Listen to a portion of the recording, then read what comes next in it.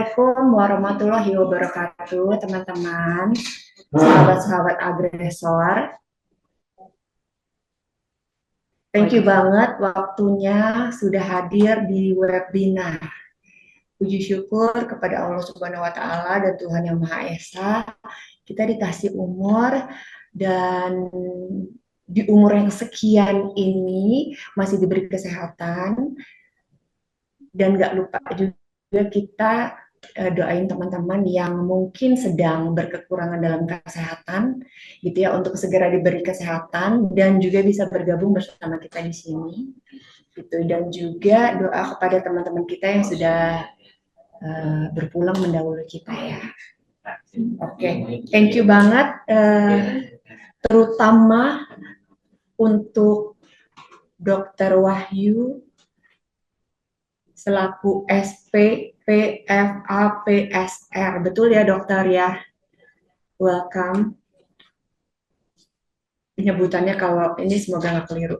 Lalu juga ada Coach Liza Manelli, SP, founder Familia Active Nutrition Club since 2011, wellness coach since 2011, certified personal trainer since 2022. Lalu juga tidak terlupa Dr. Adi Purnawan, MKes, Master Kesehatan ya ini ya dok. Koreksi ya dok, kalau ada yang perlu direvisi. Direktur RSUD Pondok Aren, dosen Stikes WDH. Nah, dari masing-masing experts ini nanti kita akan ngobrol, basically point of view-nya adalah kita tambah umur, fortunately gitu ya, beruntungnya sekarang 40 plus, jadi harusnya makin bijaksana ya, gitu, jaga kesehatannya, karena cuma satu-satunya nggak bisa kebeli sama uang, celeh. Thank you juga terutama buat Yayasan Alumni 7096 Jakarta yang udah bikin ini. Kita namain webinarnya adalah karena kita 40 tahun ke atas, Wake Up Call, Stay Healthy at 40s. Yes. Dan nanti kita ngobrol sama-sama ya, how each of us so far lah, pastinya di kesehatan. Gitu. Nanti dari Coach Liza kita akan bahas olahraga angkat beban, motivasi olahraga usia 45 tahun, lalu dari Dr. Wahyu ada kesehatan paru, dan Dr. Adi ada sehat bugar di usia 40-an dengan bebas penyakit. Nah, kelihatan tuh dari flyernya kan tuh Dr. Adi berlari. Oke, sementara untuk opening tidak halal kayaknya, asik kalau kita nggak dengar langsung dari ketua yayasan kita, yaitu Kak Harmandita. Kak Andi, boleh ya Kak Andi speech dulu, kick off eventnya, sama sekalian doa deh biar dilancarkan webinarnya. Banyak amat ini. Dipalak ya kan? Iya, terima kasih KIP, dan ada juga Aliza juga, kemudian Dr. Wahyu dan Dr. Adi yang sudah meluangkan waktunya untuk bisa hadir bersama kita, walaupun tidak dalam satu majelis, tapi insya Allah ini awal yang baik ya untuk kita. Terima kasih juga teman-teman semua yang sudah hadir, ada 29 orang, dan mudah-mudahan setelah asar mudah-mudahan pada bergabung, mungkin masih ada yang ke masjid, dan lain sebagainya. Baik, sedikit aja mungkin tadi udah di-mention juga sama Happy, mungkin juga teman-teman udah tahu ya bahwa kita di 96 ini, di Agresor ini kita sudah punya yayasan, alhamdulillah sudah keluar sudah keluar suratnya, udah resmi, ya tinggal perintilan administrasi lah lebih kurang. Nah, ini qadarullah saya diamanahkan jadi ketua yayasan, dibantu beberapa teman-teman lain ya, ada di pengawas, ada di pembina, juga di kepengurusan ada beberapa. Itu lebih kurang yayasan. Nanti stay tune aja, ditunggu aja. Mudah-mudahan setelah ini ada kegiatan-kegiatan lain yang insya Allah manfaat buat kita ya. Di webinar ini sebenarnya intinya sih nomor 1 silaturahmi ya. Sudah lama nggak silaturahmi, alhamdulillah ini bisa berkumpul di sini. Sekaligus dapat ilmu yang Masya Allah bermanfaat sekali nih tentang kesehatan ya.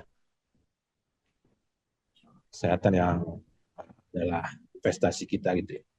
Baik, supaya nggak berpanjang kalam lagi, ini mohon maaf saya nggak bisa hadir di studio bareng-bareng.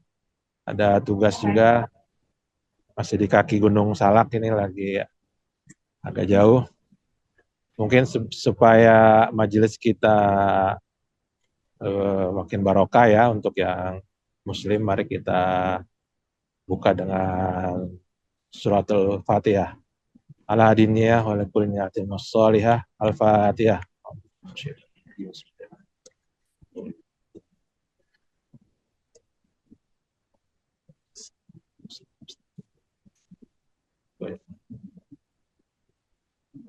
Amin ya rabbal alamin.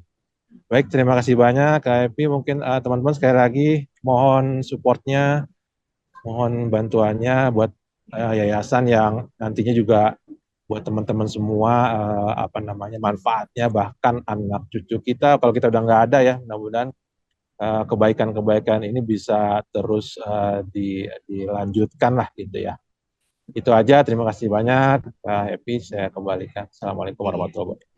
Waalaikumsalam warahmatullahi wabarakatuh. Thank you Kak Andit selaku Ketua Yayasan Alumni 796 Jakarta. Buat teman-teman yang belum follow IG-nya, di IG Yayasan Alumni.796 ya, di follow untuk dapat event-event kita seperti apa. Terus mohon supportnya juga nanti kalau kita ngadain event seperti tadi Kak Andit bilang. Oke. Berhubung sekarang sudah mau 3:30, berarti kita mulai ya. Aku mau pantun dulu. Cakep. Thank you. Ya, butuh cakepnya ya. Makan sampai pakai kol. Cakep. Cakep. Ada Pak Olga kasih tips. Cakep. Let's sambut by we all healthy peeps. Wake up call, stay healthy at 40. Yes. Semoga nyambung ya, berirama ya. Kalau boleh kutip kata Mata Rini ini, kalau di bahasa tuh ada diksi selain irama. Tunggu, ada yang perlu di mute. Oke, minta tolong di mute, tapi kalau ini tinggal ngomong ya. Oke. Nah sekarang jadi kita mau dengerin nih dari the experts. Untuk kita dengerin semuanya dulu masing-masing. Nanti ada dari Coach Liza, Dr. Adi sama Dr. Wahyu, kasih informasi lah ya ke kita, kasih senggolan dikit lah ya.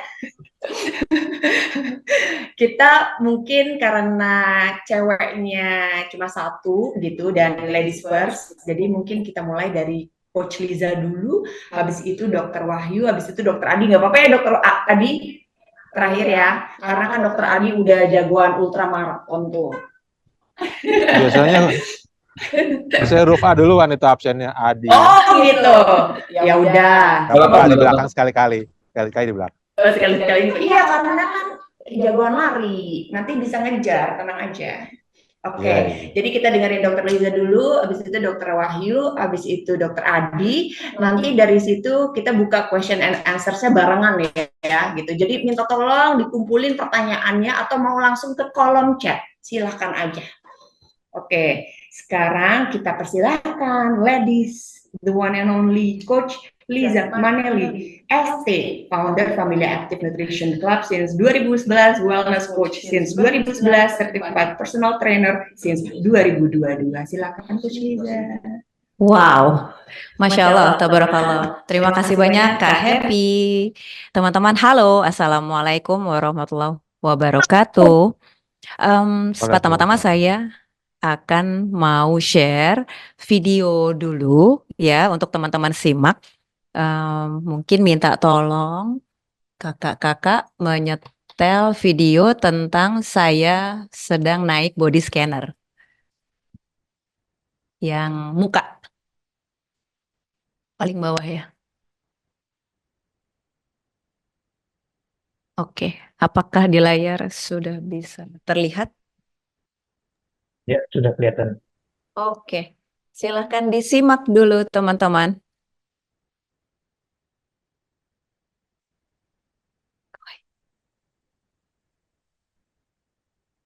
Ada? Belum muncul. Suaranya terdengar nggak teman-teman? Ada. Oke, Belum muncul. Belum, Kak. belum. Belum muncul. Suaranya belum ya?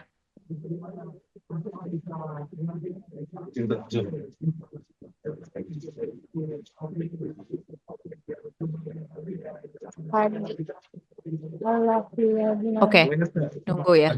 Halo, Assalamualaikum warahmatullahi wabarakatuh. Saya Liza, Coach Liza. Hari ini saya mau kasih bocoran ya, komposisi tubuh saya. Kita cek yuk. Yang mau naik ya. Oke, kita cek guys. Saat ini beratnya 51,3, fatnya 19%. Wah, naiknya agak naik ya. Oke, lanjut. Ini visual fat saya 3 guys. Oke, tulangnya 2,5, alhamdulillah stabil. Ini adalah pencapaian keren ya, karena dulu awalnya saya 1,9 kilo tulangnya ya. Oke, ini BMR saya. Dan lanjut lagi, yourself, body age 19 tahun, yeay. Alhamdulillah. Ini kepadatan otot saya 39,1 kilo. Dan ini sudah 8, wah alhamdulillah ya. Ini sudah masuk dalam kategori yang lumayan ya, ototnya tinggi ya guys. Oke, ini adalah komposisi air di tubuh saya, kadar air 59,3%. Alhamdulillah. Semuanya masih baik-baik saja teman-teman. Alhamdulillah rabbil alamin. Thank you Allah. Thank you Herbalife. Oke, semua sudah menyimak videonya ya. Jelas ya? Oke, alhamdulillah. Jadi teman-teman, kenapa saya sharing yang pertama kali adalah komposisi tubuh seperti tadi. Ini akan mengawali materi saya sore hari ini. Jadi teman-teman, Bismillahirrahmanirrahim, bahwa komposisi tubuh yang tadi saya sharing itu Masya Allah, Tabarakallah, nya adalah dia sangat ideal. Dan itu dicapai dengan proses, teman-teman. Mungkin gambaran ini adalah supaya teman-teman ada wake up call bahwa saat ini tubuhnya seperti apa gitu ya. Oke, kita akan mulai teman-teman. Bismillahirrahmanirrahim. Oke, yang pertama adalah komposisi tubuh kita. Kenapa sih harus dibikin ideal banget ya teman-teman? Yang pertama, badan kita ini, tubuh kita ini amanah ya. Cuman satu, dititipkan karena nanti akan kita kembalikan. Maka kita sudah semestinya memastikan saat nanti kembali dalam keadaan yang terbaik. Seperti itu ya, teman-teman ya. Ini awalnya. Mudah-mudahan relate, teman-teman. Oke. Yang berikutnya. Nah, oke, kita lahir tidak tiba-tiba. Kita lahir dari miliaran sel telur yang jadi cuma kita seorang. Artinya memang esensinya kita hidup harus banyak memberikan manfaat. Itu ya teman-teman ya. Mungkin dua hal itu yang saya sampaikan sebagai inti dari materi saya sore hari ini teman-teman. Selanjutnya adalah kenapa sih saya mau ajak teman-teman untuk memastikan bahwa latihan beban di usia yang 40 plus ini, ya sebagian teman-teman pasti udah tahu kalau setelah usia 30 tahun otot kita menghilang, teman-teman. Ya, banyak teman-teman yang pasti udah tahu juga kalau namanya sarkopenia, ya kan? Pernah dengar ya? Jadi kehilangan massa otot itu adalah sudah pasti. Kalau misalnya kita tahu itu sudah pasti, lalu bukankah semestinya kita menjaganya supaya tidak makin hilang gitu ya, teman-teman. Nah, itulah kenapa aku mau ajak teman-teman memastikan bahwa berlatih beban untuk menjaga massa otot, ya, otot rangka, teman-teman. Oke, itu yang pertama lagi. Tadi pertama, kedua, sekarang pertama lagi. Oke, yang kedua tadi adalah niat awal ya, teman-teman ya. Konsep yang harus ada di otak kita gitu loh, teman-teman. Kalau kita itu badannya cuma satu, nanti ngembaliinnya harus bagus karena kita dikasihnya kan bagus gitu ya, nggak ada spare part gitu ya kan. Terus yang kedua tadi teman-teman bisa paham bahwa kalau kita lahir maka adalah kita yang dipilih gitu ya kan untuk menjadi ada di bumi ini gitu ya kan. Jadi maka bermanfaatlah, jangan cuma makan tidur istilahnya gitu ya teman-teman ya. Oke, sampai di sini apakah ada yang mau bertanya? Barangkali mungkin Coach Liza itu videonya hoax bukan? Bukan. Bukan. Oke. Coach nanya, Coach. Ya, silakan. Coach itu tiap pertimbangan sih dari mana ya? Thank you. Oh, agak putus-putus nih. Kandit, tadi pertanyaannya timbangannya taunya dari mana gitu ya? Bukan, timbangannya sebenarnya dengan satu dengan lain apakah pasti sama atau beda-beda nih, atau memang bedanya beda tipis gitu loh. Saat ini? Ya, kan brandnya Tanita, mungkin ada brand lain gitu kan, ketika kita nimbang gitu, apakah sama atau enggak gitu. Iya, itu kurang lebih sama ya Kak Andit ya, karena dia membuat kita bisa paham patokan awal sebenarnya. Nah, kalau brand yang tadi saya pakai itu memang cukup akurat karena memang di negara asalnya Jepang sana memang Tanita itu adalah ya salah satu brand yang memang digunakan oleh para medis lah di sana gitu ya teman-teman ya. Namun kita kan nggak akan bilang brand tersebut untuk harus dipakai ya. Jadi bisa apa saja. Banyak sekali body scanner yang sekarang ada gitu ya. Jadi itu bisa kita gunakan untuk memonitor ya perjalanan kita menuju komposisi ideal seperti itu. Yang paling gampang teman-teman dari tinggi yang kita punya itu kan teman-teman udah pernah tahu ya kalau dikurangin 100 ya 100 ya dikurangin 100 untuk mendapatkan berat ideal kita. Nah, manfaat dari body scanner itu adalah bisa tahu secara detail bahwa komposisi tubuh kita seperti apa. Jadi lemaknya kayak gimana gitu ya kan, tulangnya kayak gimana, airnya kayak gimana gitu ya kan, bahkan ototnya juga kelihatan. Oke, sampai di sana jelaskah? Jelas, thank you, jelas banget. Oke, terima kasih sama-sama. Kita akan lanjut ya teman-teman ya. Oke, poin kedua. Saya betul-betul mau mengajak teman-teman semua untuk yang belum memulai latihan beban, segeralah ya, kayak nggak pakai nunda teman-teman. Apa yang bisa dikerjakan duluan. Ya, bukan cuma sekedar dia akan bisa membantu kita untuk menjaga kehilangan massa otot, tapi ternyata latihan beban itu akan mengaktifkan pembentukan sel-sel dan mitokondria baru, teman-teman. Pasti teman-teman dokter di sini pada paham ya, udah paham ya, apa itu mitokondria, apa segala macam gitu ya. Itu adalah base-nya sel-sel kita, teman-teman. Sehingga kalau kita berlatih beban, maka kita seperti dilahirkan kembali gitulah ya. Ilustrasinya kayak gitu, teman-teman. Oke, mudah-mudahan bisa ditangkap ya yang saya sampaikan ya. Kita akan lanjut lagi ya, teman-teman ya.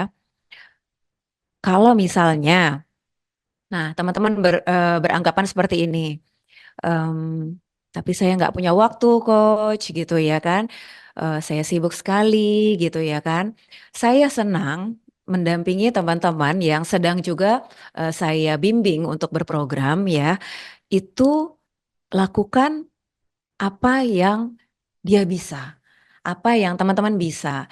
Jadi kita tidak perlu membandingkan dengan siapapun, bahkan Bahkan seseorang yang mungkin kayak waktunya itu betul-betul padat banget gitu ya. Saya bilang, oke, mungkin kamu bisa melakukan olahraga sambil bekerja. Misalnya, pada saat sedang duduk di depan komputer, sesekali kamu lakukanlah berdiri.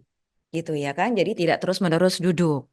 Oke, itu satu. Atau mungkin pada saat ada break time, kamu kamu bisa bisa manfaatkan manfaatkan. saja tangga seperti itu.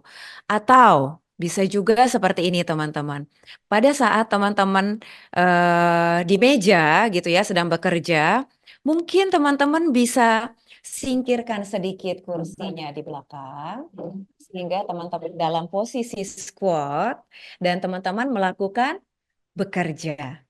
Itu adalah opsi-opsi yang biasanya saya suka ajak mereka untuk melakukannya, teman-teman. Karena kenapa?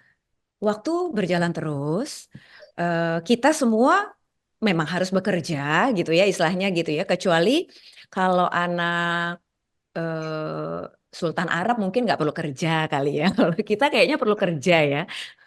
Oke, jadi ya harus disepadankan, teman-teman. Itulah ya, mungkin mudah-mudahan bisa ditangkap sama teman-teman.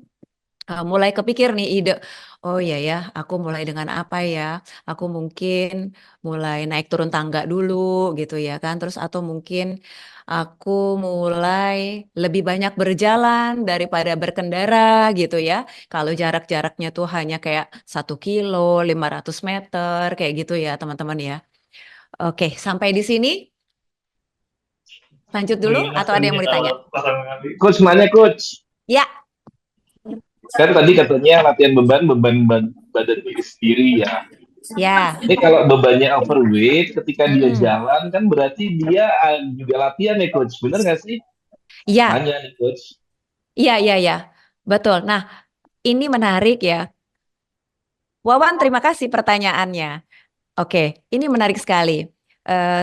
Saya mendapatkan teman-teman yang saya ajak latihan beban gitu ya, yang saya coaching ya. Apabila beratnya lebih overweight gitu teman-teman atau obesitas, itu kalori burnnya, pembakaran kalorinya yang terjadi saat dia berlatih itu bisa double dibandingkan teman-teman yang nggak kelebihan berat badan. Jadi ada dua hal yang menarik ya, bahwa ketika seseorang berjalan, betul, dia akan membebani lutut dan pergelangannya, juga panggulnya, juga tulang-tulang yang lain gitu ya, karena kelebihan berat badan. Maka yang teraman untuk teman-teman yang mungkin bebannya masih agak berlebih, itu adalah tidak berjalan sebenarnya. Jadi hanya menggunakan bebannya, mungkin naik, turun, bangun, duduk. Seperti itu ya, Wawan ya, dan teman-teman ya. Atau apalagi opsinya. Jadi hal-hal yang tidak terlalu mengajak sendinya menopang terlalu keras. Aha, gitu. Apakah menjawab pertanyaannya? Menjawab coach, tapi mau nanya, mau ningkatin metabolisme gimana tuh buat bakar supaya cepet?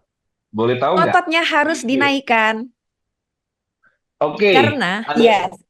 ada ilustrasi case-nya gini, case nyata sih sebetulnya. Jadi Mm-mm. gini,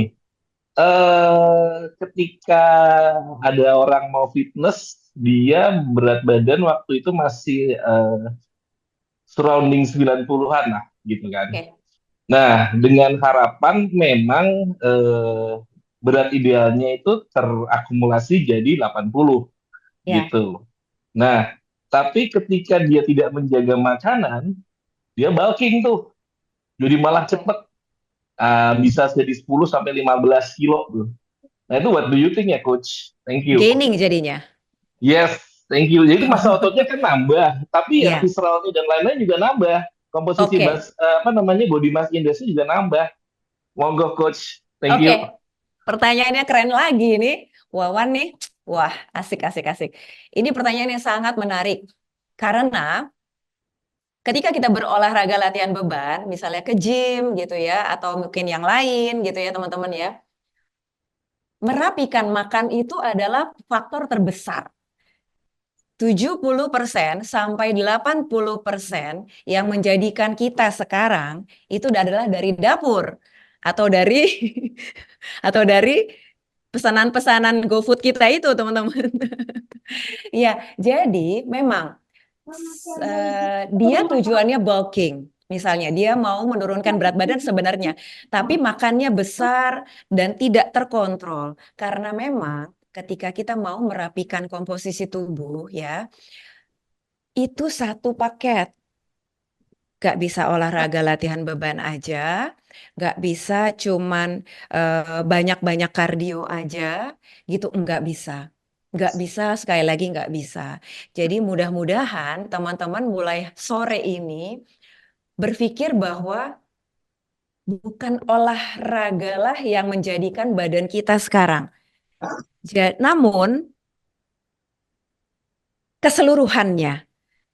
Jadi ada pola makan, pola tidur, pola olahraga. Karena olahraga latihan beban yang saya ingin ajak teman-teman ini adalah hanya memberikan andil 20-30% aja.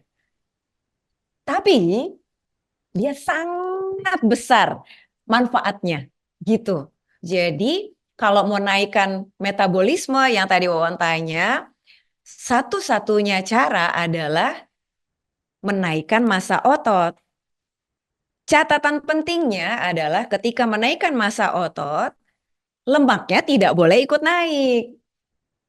Kalau mau lemaknya tidak boleh ikut naik, maka meals per meals itu harus terukur gitu loh. Bukannya berarti kita dilarang makan ini, itu terus-terusan.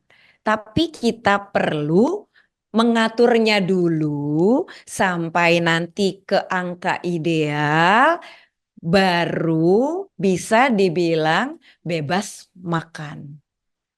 Gitu. Apakah terjawab? Noted, Coach. Jadi saya harus clean eating sampai dengan berat badan saya ideal. That's why habis itu ya kalau bisa nggak boleh jorok lagi. Gitu kan, Coach? Thank you. Yes. Sebenarnya ya, Kak Wawan ya, harus clean eating sampai berat badan ideal dan kalau bisa nggak makan jorok lagi. Itu pasti sih. Karena balik lagi ya, badan kita ini kan cuma satu ya. Saya bilang seperti ini bukan berarti juga saya nggak pernah makan jorok ya teman-teman ya dan Wawan ya. Kita mindful jadinya. Misalnya kayak hari ini nih, ada roti cakalang nih gitu, yang sangat hits itu di depan meja aku gitu ya kan. Aku makan, tapi aku aware, aku mindful bahwa oh oke, ini adalah ada part of trans fat di situ, ada goreng berarti kolesterolnya ada di situ. Maka sebagai kompensasi pembalance penyeimbangnya, aku memiliki lemak sehat yang harus aku konsumsi juga di hari ini. Seperti itu ya. Jadi kita harus bikin semuanya itu sangat menyenangkan. Karena ini lifetime journey. Bukan cuman sampai ideal terus abis itu udah. Tapi setelah ideal terus kita maintain, terus kita masih tetap bisa jajan istilahnya gitu, tapi kita sudah tahu ilmunya gitu. Kalau oh ya badan aku kalau dikasih kayak gini terus-terusan, ya pasti nanti body fatnya naik lagi gitu ya kan. Terus kalau misalnya ketika kita sudah isi makanan-makanan yang nggak bener istilahnya gitu ya, mungkin kita bilang jorok gitu ya, akibatnya apa? Asupan yang seharusnya kita konsumsi itu mungkin proteinnya berapa gram, terus apa namanya karbonya berapa gram juga, itu menjadi acak-acakan gitu loh teman-teman. Maka kalau boleh saran, selagi dalam perjalanan kita menuju ideal, beri waktu untuk tubuh kita bisa cheat meal. Jadi cheat meal misalnya di hari Minggu atau di hari Sabtu, bukan cheat day. Kalau cheat day, the whole day kamu cheating gitu ya kan. Tapi kita nggak kayak gitu. Hanya untuk membuat kita kayak misalnya ada undangan nih, terus atau diajak makan nih, makan main sama teman-teman atau bahkan dengan keluarga kayak gitu. Itu lakukan di sana. Dan pada saat kita jajan atau mungkin kita cheating itu pun tetap ada mindful di situ teman-teman. Artinya begini, oke ini proteinnya udah berapa ya? Aku harus makan seberapa ya? Kayaknya dari pilihan ini karbo semuanya, kayaknya aku harus cari yang protein nih. Contoh, aku kemarin jajan, aku beli burger, oke, burgernya ada protein di tengahnya kan? Tapi aku yakin bahwa protein itu nggak cukup untuk badan aku 1 meals. Artinya aku harus tambah. Maka aku memesan 2 buah telur lagi bersamaan dengan burger itu. Terus aku makan semuanya. Jadi seperti itu teman-teman. Atau misalnya juga nih, kepengen banget waktu itu jajan somai gitu kan. Batagor gitu ya kan. Somai batagor itu kan enak banget ya. Tapi kan dia nggak ada proteinnya. Bener nggak? Dia tepung, mungkin dia bilang dia ada ikan, tapi basically, literally itu adalah tepung. Bener ya teman-teman ya. Kalau batagor digoreng, kalau somai tidak. Nah, dari situ, solusinya buat saya apa? Saya minumnya bukan air putih, tapi susu skim. 1 liter. Jadinya 1 liter itu adalah... Arif, Aha, yang itu pada di mana di situ? kenapa? Oke, jadi 1 liter itu saya habiskan kira-kira 3/4. 3/4 botol, 3/4 kemasan itu ya. 3/4 kemasan itu karena satu porsinya adalah 9 gram. 9 kali 3 berarti 27 gram. Proteinnya saya dapat dari susu skim. Tapi saya tetap bisa makan somai, saya tetap bisa makan batagor. Seperti itu teman-teman. Dan Wawan. Kira-kira kebayang nggak tuh?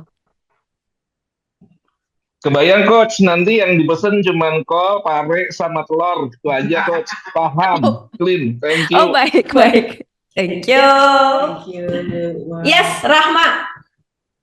Oke, terima kasih kesempatannya ya Coach Risa. Aku mau Iya. nanya nih, tadi kan kita harus angkat beban.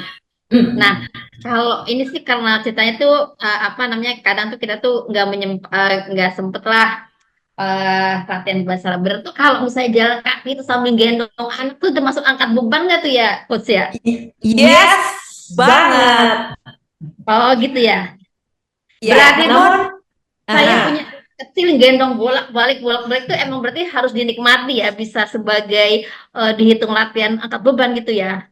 Iya, itu keren banget deh, Mak, beneran. Karena dulu waktu anak-anak aku kecil, adik Aris sih ya, waktu masih SD ya, itu aku latihan squat sambil gendong dia. Jadi dianya senang naik turun gitu kan. Tapi terus aku juga dapat tambahan beban. Nah, namun pastikan Rahma bahwa posisi menggendong, posisi berjalan, itu semuanya juga ada ilmunya. Jadi kita harus pastikan form kita itu betul-betul bebannya jatuhnya di kaki. Jadi bebannya tidak jatuh di pinggang atau jatuhnya di lutut. Nah, memang jadinya pada saat menggendong, kita memang jadi kayak seperti harus lebih tegak daripada yang gendongan biasa gitu loh teman-teman. Karena kita memaksa bahwa si adik adalah bebannya langsung ke kaki kita bawah gitu. Oke, oke, oke, oke. Yes. Oke, sip, sip, sip. Sip. Oke, oke, sip. Oke. Thank you, Coach. Thank you, Mak. Alhamdulillah. Ya. Oke, mungkin saat ini kita, maaf ya Coach ya, kita bisa berlanjut dulu ya ke expert yang lainnya. Gitu nanti kalau ada pertanyaan lagi, karena tadi udah 2 pertanyaan dan kalau boleh Happy rangkum tuh kalau dari Coach Liza itu lebih kepada menjaga secara lifestyle kita yang sebenarnya lifetime journey. Jadi itu menjadi tantangan karena umur kita ticking out gitu. Jadi mesti agak ngebut ini dari sisi makanan, olahraga. Main lagi ke Bandung, Alfi. Main lagi ke Bandung, Masya Allah. Ini lagi di mana, Mbak? Makayun. Jadi apa yang amannya apa? Jadi nanti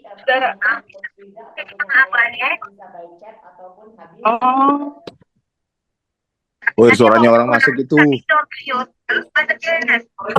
Terus minta tolong. Oke.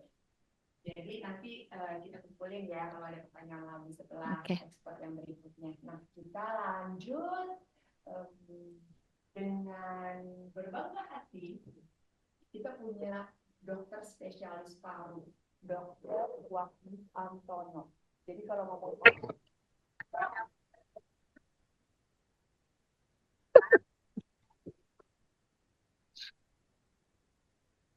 Allah deh, kesempatan ntar ketemu Bandung. Mana yang duluan? Dr. Wahyu Antono SPPFLPS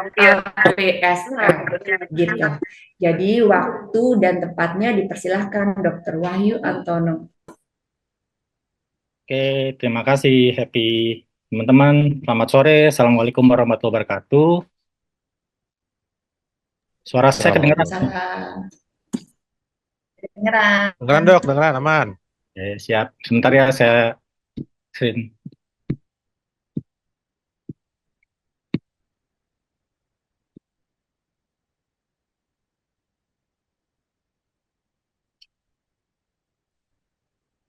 Ya, kelihatan. Oke, siap. Ya, jadi sore ini kita bukan kuliah ya. Intinya sih maaf kalau slide-nya model-model kuliah, tapi saya coba bukan memberikan sedikit refreshing buat teman-teman tentang kesehatan paru. Ya, maaf kalau slide pertama mungkin agak kuliah sedikit. Ya, jadi kalau kita lihat ya, jadi kalau lihat anatomi dari organ pernafasan kita itu ada jalan nafas, kemudian ada sepasang paru kanan dan kiri ya. Jadi jalan nafas ini kalau di kami ada beberapa generasi dari mulai hidung, kemudian sampai tenggorokan, kemudian sampai saluran nafas yang utama kanan dan kiri, sedang, kecil dan sangat kecil. Nah akhirnya nanti di sana terjadi pertukaran gas. Jadi apapun yang kita hirup, baik itu udara bersih, udara kotor, bakteri dan sebagainya, akan masuk lewat jalan nafas dan kemudian akan mengalami proses di saluran nafas dan kemudian proses di saluran darah, berat di dalam tubuh dan sebagainya. Ya. Nah, ini maaf kuliah lagi jadinya. Ya, jadi gampangnya pokoknya udara masuk, itu udara itu kita ada oksigen masuk ke dalam paru, kemudian ada metabolisme. Nah, hasil akhirnya adalah CO2 dan H2O. Nah, ini hasil akhir yang kita harapkan, ya, seperti itu. Nah, yang jadi masalah adalah kadang-kadang kita tidak hanya memasukkan oksigen saja, tetapi semua zat yang ada di luar, baik udara itu udara kotor maupun udara bersih, akan masuk ke dalam sistem pernafasan dan akhirnya beredar ke seluruh tubuh dan mengganggu semua organ tubuh kita. Oke, nah jadi saya coba mengambil sedikit gambar ya, gambaran bahwa kita ini sebenarnya kalau untuk paru itu ada berbagai tantangan ya. Pertama, penyakit infeksi new emerging dan re-emerging ya. Jadi Pinere ini mulai booming ketika kemarin pandemi COVID ya. Jadi kita kenal istilah Pinere, kenal istilah isoman ini ketika COVID. Ya, jadi Pinere ini adalah penyakit infeksi yang baru mewabah ke dalam suatu daerah. Ya, misalnya kemarin kita pandemi COVID sebagai itu. Dan kemudian ada re-emerging. Re-emerging itu misalkan penyakit yang sebelumnya sudah ada kemudian merebak ke daerah lain, atau penyakit yang sudah bisa tertanganin kemudian akan muncul di kemudian hari. Mungkin teman-teman pernah tahu kasus SARS dulu ya. SARS 1 kemudian berapa tahun kemudian muncul SARS 2. Satu itu. Yang nomor 2, penyakit menular. Penyakit menular pun juga belum teratasi. Sampai saat ini Indonesia ini untuk penyakit paru ini berhadapan berbagai macam penyakit. Satu, TBC, TB, atau orang bilang flek ya. TB itu kita di Indonesia kalau bisa dikatakan ini darurat. Kenapa? Karena kita saat ini masuk peringkat 2 dunia untuk kasus TBC, ya, baik kasus baru maupun kasus kematian. Kemudian ada pneumonia, ya, atau pneumonia itu infeksi paru karena bakteri, bisa virus, bisa jamur, tapi memang kebanyakan kasus adalah bakteri. Nah, kemudian yang berikutnya adalah ketiga. Ketiga ini adalah penyakit yang tidak menular. Kalau yang di luar paru, misalkan penyakit tidak menular, misalkan stroke, hipertensi, diabetes. Tapi kalau misalkan di paru yang tidak menular, misalkan kasus-kasus asma yang makin meningkat, PPOK. PPOK itu penyakit paru obstruktif kronik atau menahun. Ini biasanya pajanan karena asap berbahaya. Kemudian yang tidak kalah penting adalah kasus-kasus keganasan yang cenderung makin lama makin naik. Ya, baik itu kanker di dalam paru maupun kanker yang di luar paru.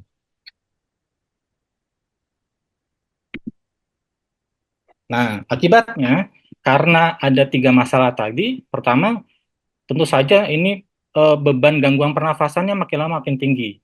Satu, pertumbuhan penduduknya kita makin lama makin banyak. Jadi otomatis tingkat kalau misalkan kita bicara penyakit infeksi, jadi dari orang ke orang itu pertumbuhan penyakitnya makin banyak.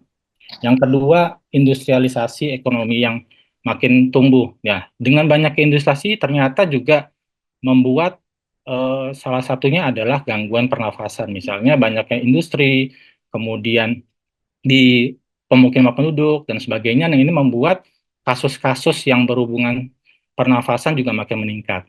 Yang ketiga, kondisi sosial ekonomi yang masyarakat yang rendah yang mengakibatkan mungkin tingkat pengetahuan masyarakat makin turun, makin rendah.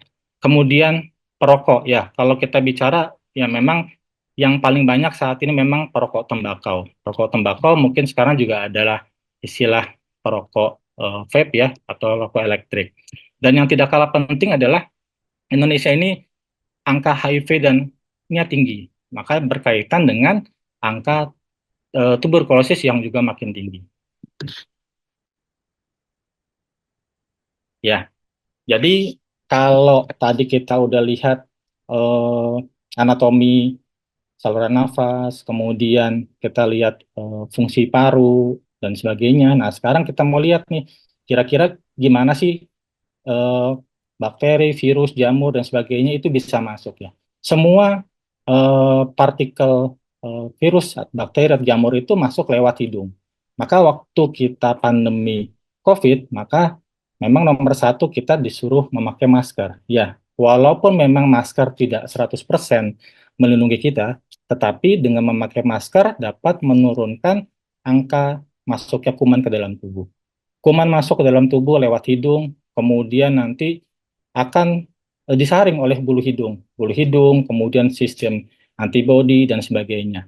Nah, kalau antibodi kita lemah, baru kuman-kuman tersebut dapat menyebabkan penyakit di tubuh kita. Tetapi kalau tubuh kita kuat, tubuh kita antibodinya bagus, maka virus-virus yang tadi masuk, bakteri yang masuk, jamur yang masuk, akan tertahan di rongga saluran nafas atas. Dan kemudian akan dikeluarkan oleh tubuh kita melalui mekanisme bersin. Jadi mungkin teman-teman sadar bahwa kadang-kadang kita bersin, itu adalah suatu proses anugerah dari Allah untuk mengeluarkan kuman, bakteri, jamur, dan juga mungkin polusi yang masuk ke dalam tubuh. Nah, yang jadi masalah adalah kalau tubuh kita ini antibodinya rendah, maka virus dan bakteri jamur tadi akan masuk ke dalam saluran nafas dan kemudian bersarang di dalam paru. Nah, macam-macam. Misalnya, kalau kita bicara pneumonia, pasiennya bisa demam, sesak nafas, dan sebagainya. Kalau kita bicara eh, tuberkulosis juga mirip-mirip gejalanya.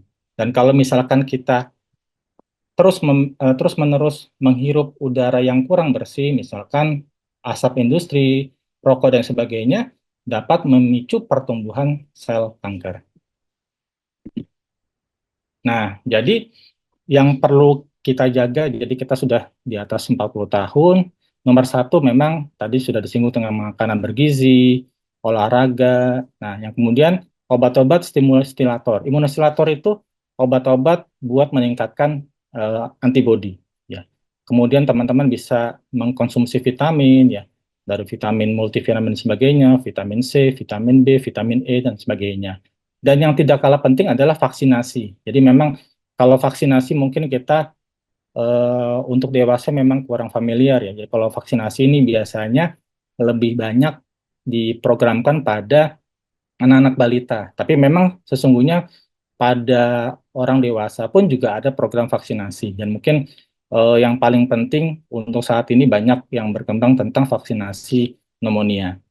Nah, kemudian ada penyakit-penyakit kronik, misalkan keganasan, autoimun, HIV, ini juga bisa menurunkan daya tahan tubuh. Nah, yang kedua proses penuaan. Proses penuaan ini kita tidak bisa sadari bahwa dengan proses penuaan, maka sistem anti tubuh bodi kita akan menurun. Di samping itu fungsi paru. Ya, jadi memang fungsi paru kita ini terbaik adalah di usia 21 tahun. Jadi ketika umur kita sudah turun, makin lama makin banyak, maka fungsi paru pun akan menurun, ya sejalannya dengan usia. Tetapi pada pasien-pasien atau orang-orang yang sering mengkonsumsi rokok atau sering terkena polusi dan sebagainya, fungsi parunya akan lebih cepat menurun.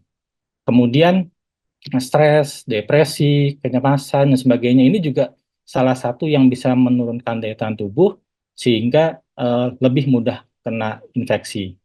Kemudian gizi kurang, kemudian bad habit.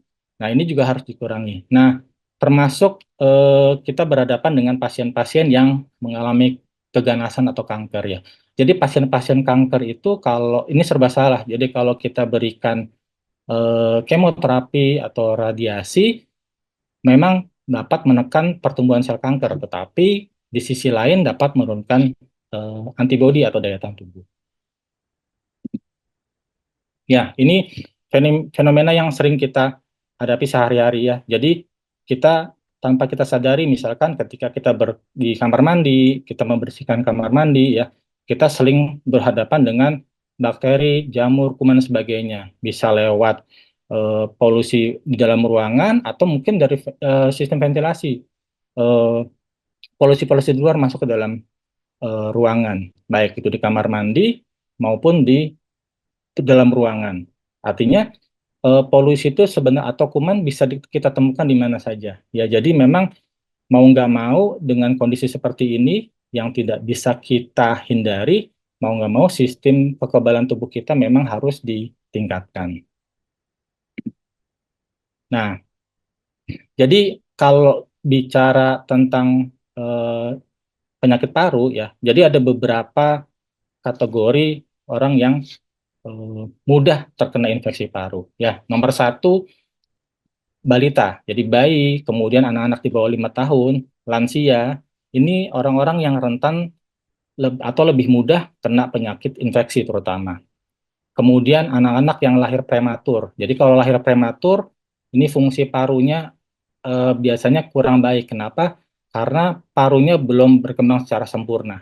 Ya. Nomor tiga, faktor risiko yang harus lebih mudah kena infeksi paru, salah satunya adalah orang dewasa dengan komorbid, terutama misalnya diabetes. Jadi pasien-pasien yang kena diabetes itu biasanya lebih mudah kena infeksi paru.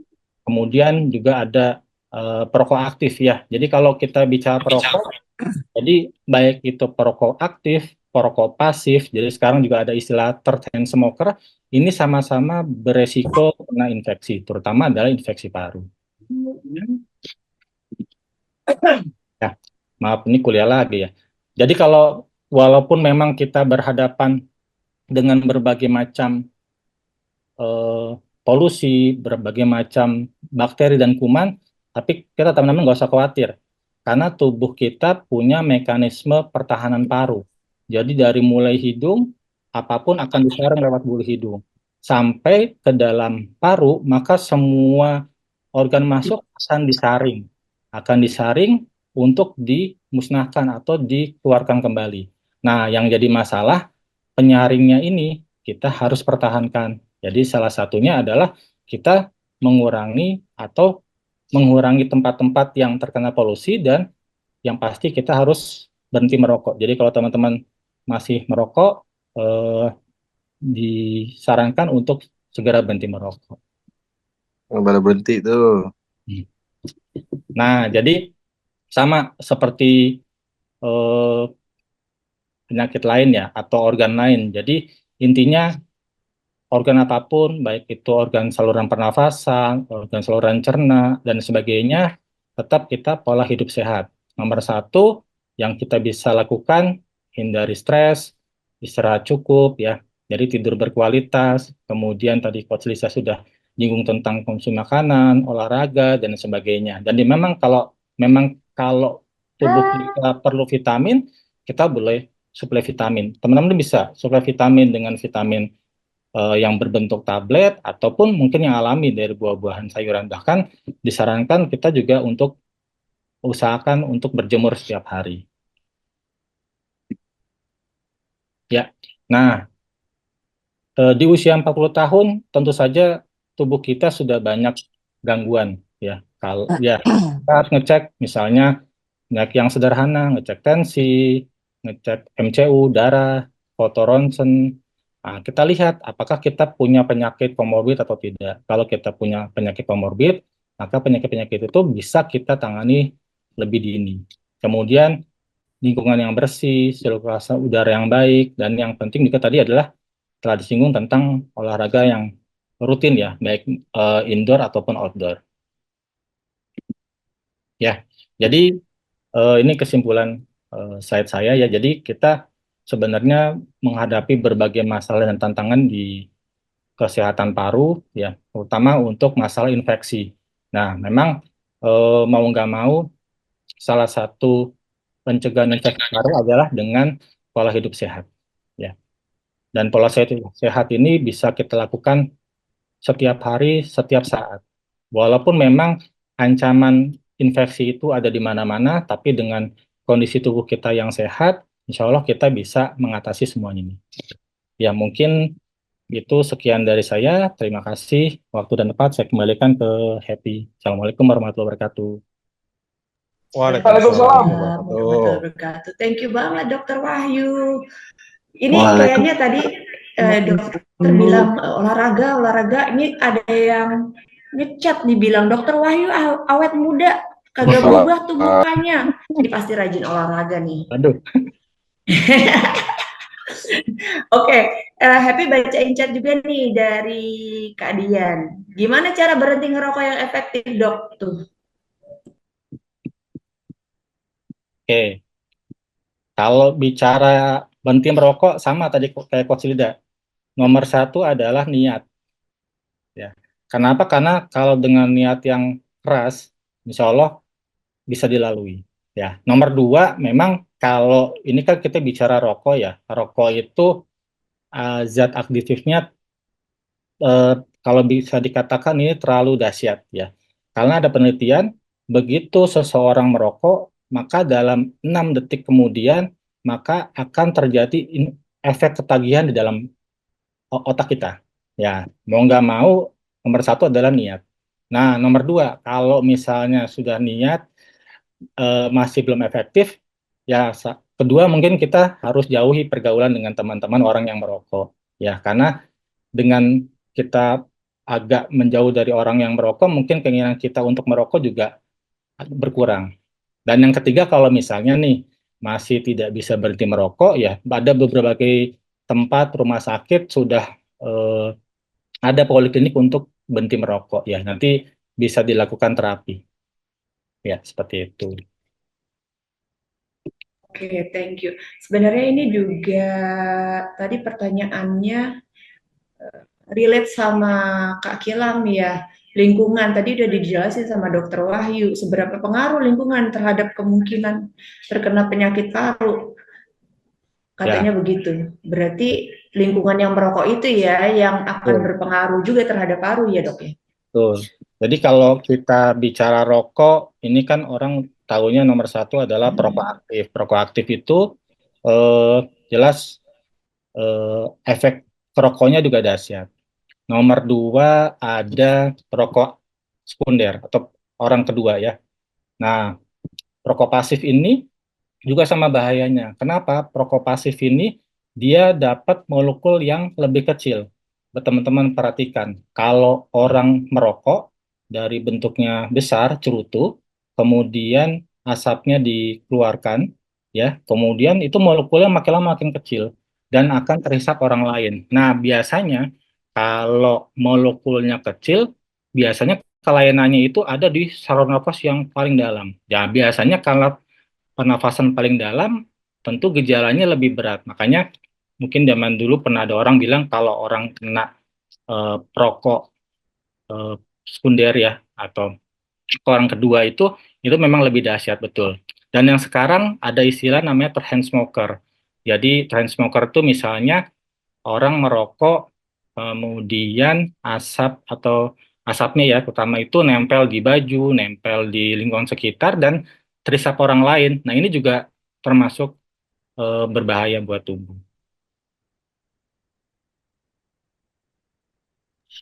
Oke, itu teman-teman ya yang tadi yang tanya mengenai lingkungan-lingkungan termasuk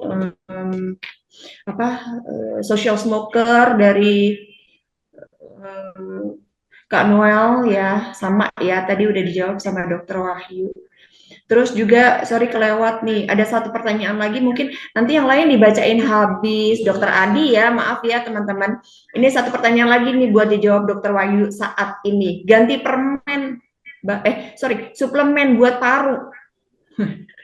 Ini mungkin bisa berguna kali buat yang masih ngerokok juga Dokter Wahyu. Ada nggak tuh?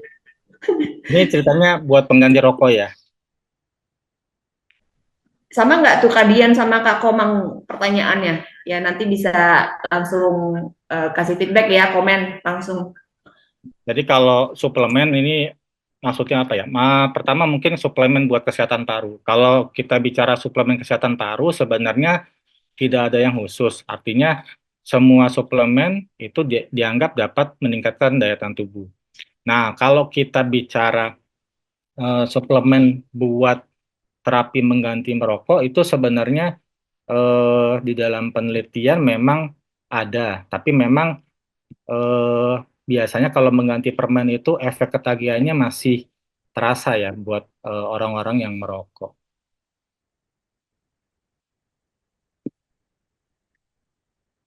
Jadi bukan solusi ya maksudnya ya? Ya, kurang menjadi solusi ya. Ya, kurang menjadi solusi. Hanya sesaat saja. Jadi kalau orang misalkan mau merokok, kemudian makan permen, tetap di dalam pikirannya tetap ada keinginan untuk merokok lagi. Oh, I see. Kurang puas ya. Nah, relate juga sama Kak Dion nih, minum susu beruang. Itu termasuk suplemen paru jadi bersih, Dok? Enggak. Oke. Enggak. Baik, jadi, sudah terjawab ya. Jadi nggak ada hubungannya susu kan zaman dulu katanya susu beruang ya, berarti kan susu lain enggak. Ternyata enggak. Susu beruang maupun susu lain itu sama-sama hanya untuk meningkatkan daya tahan tubuh, tapi bukan jadi acuan untuk membersihkan paru. Baik, terima kasih. Ini ada satu pertanyaan juga yang justru paling menarik karena itu fenomena saat ini ya, yang buat yang ngerokok-ngerokok nanti. Tapi habis Dokter Adi, sekarang aku punya tes buat teman-teman. Karena Dokter Wahyu udah kasih kuliah ya, nggak afdol kayaknya kalau kita buka semuanya biar tesnya nggak tegang. Ini termasuk tes sih. Buka kamera, mukanya kelihatan, kita capture semuanya, minta tolong capture. Ayo, teman-teman, habis ini nanti ada pamungkasnya tuh, ada dokter sekaligus praktisi ultramaraton tuh. Ayo, siap-siap. Buka kameranya. Suaranya menjauh, terlalu jauh suaranya. Oh, iya. Interupsi. Oke. Tesnya adalah buka kamera, terus kita selfie. Ini buat kenang-kenangan karena kita kan belum lihat mukanya masing-masing di umur sekarang kayak gimana sih? Yang namanya Kak Novan kayak gimana sih? Yang namanya Kak Rita kayak gimana sih? Yang namanya Kak Harto gitu ya. Buka semuanya, mari. Kalau udah buka, baru kita capture. Pakai gaya yang paling manis karena tadi dapat kuliah mantap dari Dokter Wahyu. Paling cantik, paling caem, paling kece. Kak belum buka kamera. Kak Rama, oke. Kak Rita. Kalau happy bareng Coach Liza ya. Oke, udah semua. Minta tolong Kak Wahid. Sebentar, aku bisa nggak sih? Teman-teman yang pada pakai laptop, pakai handphonenya boleh di capture ya. Happy hitung. Hitungan ke 2, 3, 2. Satu lagi. Hitungan kedua. 1, 2. Oke, thank you. Itu tesnya. Nanti buat yang nggak ikutan foto di akhir acara ada lagi. Itu siap-siap dari sekarang ya. Oke, saatnya sekarang kita lanjut. Kalau tadi Coach Liza bahas dari sisi lifestyle, makanan, olahraga gitu. Kalau Dokter Wahyu, kalau nggak ada paru kita nggak mungkin tuh ngelakuin itu semua ya kan. Apalagi buat berolahraga di usia yang saat ini. Nah, sekarang kita mau lanjut justru sama praktisi dan bahkan dokter yang udah dokter terus olahraga juga. Dokter Wahyu pasti olahraga juga, nanti monggo bisa dokter sama coach juga bisa tanya-tanya ya. Silahkan, kita waktunya dipersilahkan kepada Dr. Adi Purnawan MKes, Direktur RSUD Pondok Aren, dosen Stikes WDH. Silahkan. Ya, baik, terima kasih Coach Happy. Bismillahirrahmanirrahim. Assalamualaikum warahmatullahi wabarakatuh. Waalaikumsalam warahmatullahi wabarakatuh. Waalaikumsalam warahmatullahi wabarakatuh. Alhamdulillah senang sekali bisa join, bisa silaturahmi dengan teman-teman sekalian ya. Jarang-jarang bertemu, tapi bertemu sekarang lewat Zoom ya. Alhamdulillah. Mohon maaf ya, bukan bermaksud menggurui, hanya sharing saja.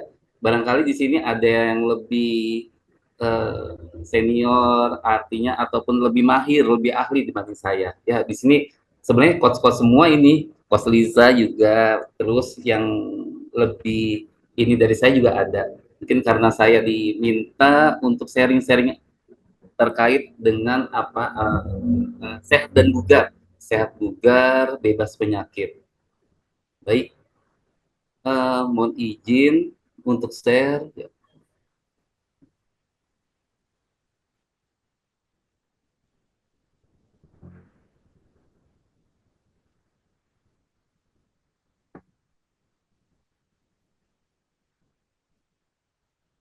Ya.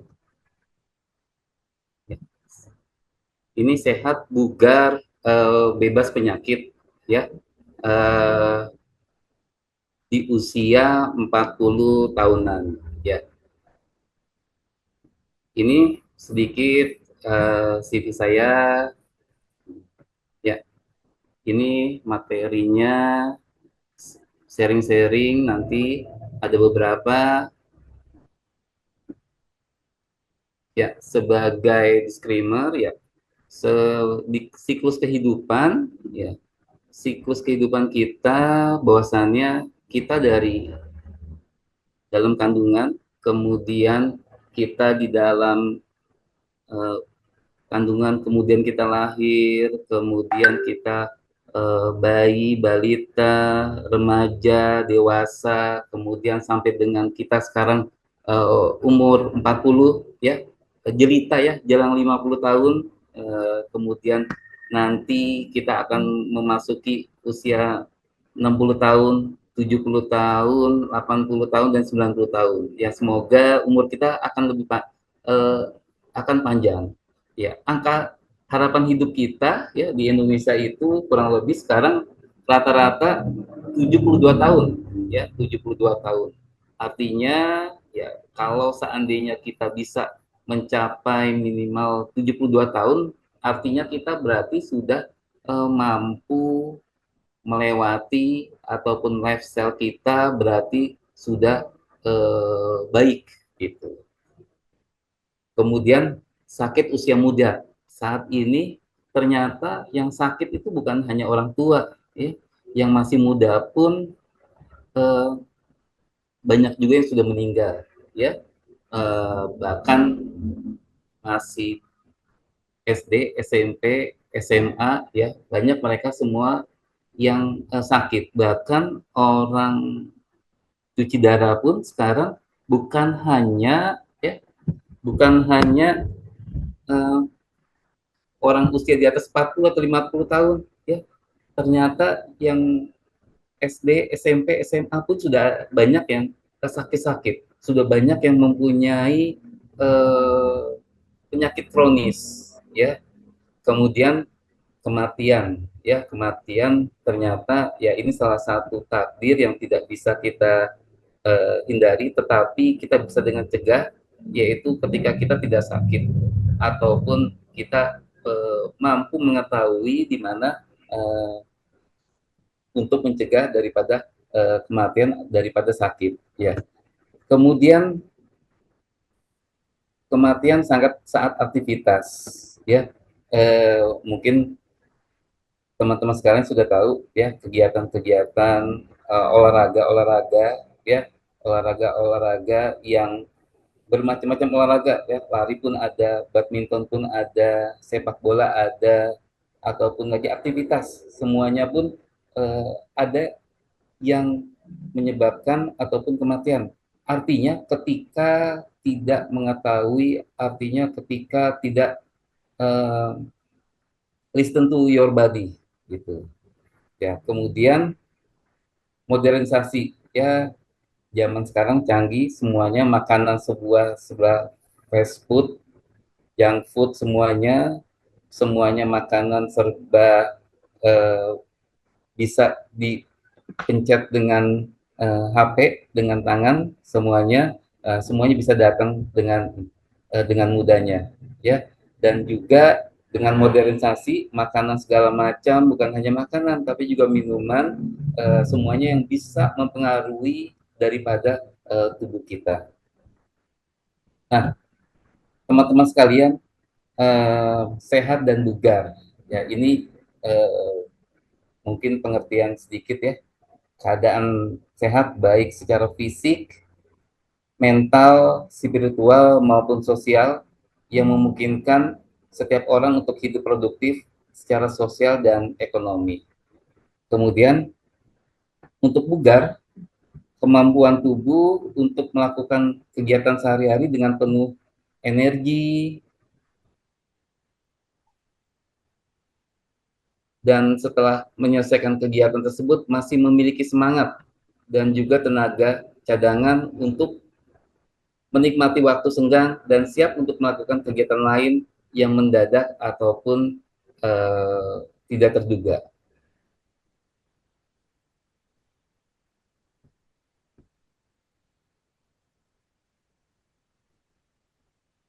Nah, adakah perbedaan sehat dan bugar? Kalau lihat definisinya jelas berbeda ya. Sehat belum tentu bugar, dan juga bugar belum tentu sehat, ya. Artinya kalau kita sehat, namun setelah aktivitas kita masih loyo, berarti badannya kurang bugar. Sementara kalau kita masih punya kesempatan,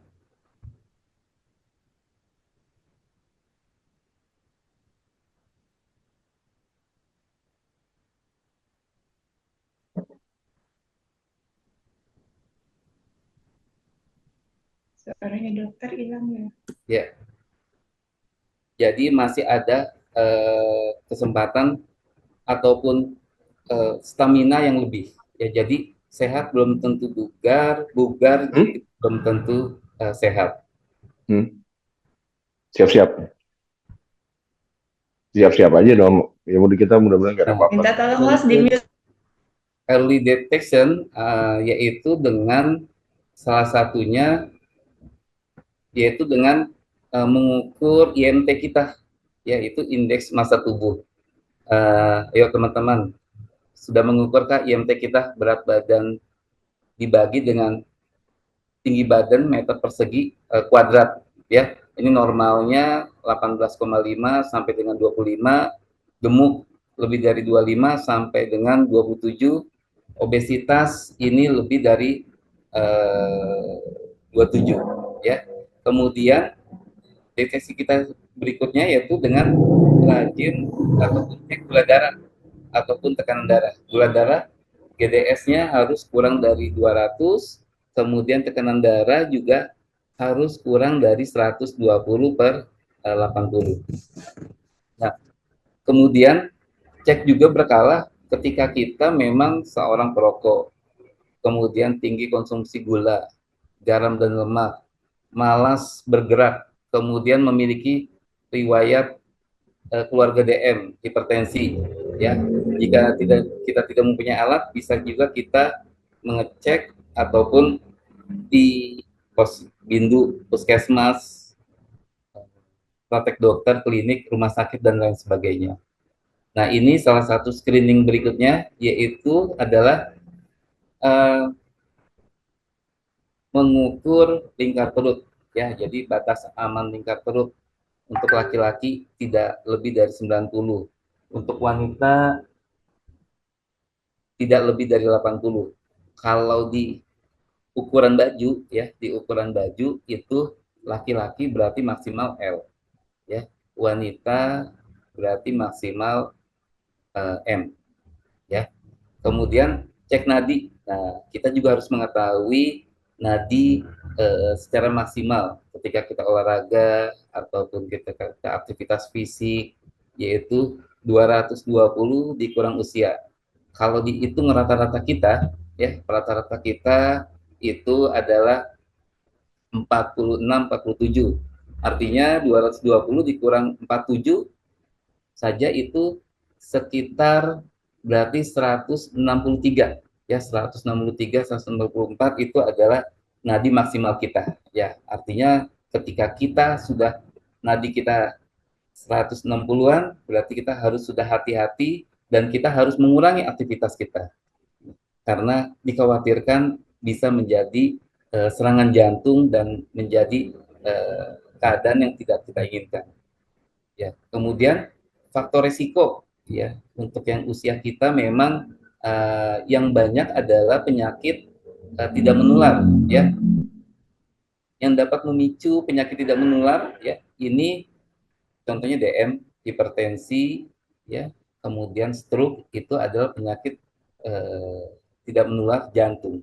Nah, faktor risiko yang tidak bisa diubah, usia, ya, usia ini tidak bisa kita ubah. Jenis kelamin juga tidak bisa kita rubah kecuali transgender. Kemudian genetik, ya.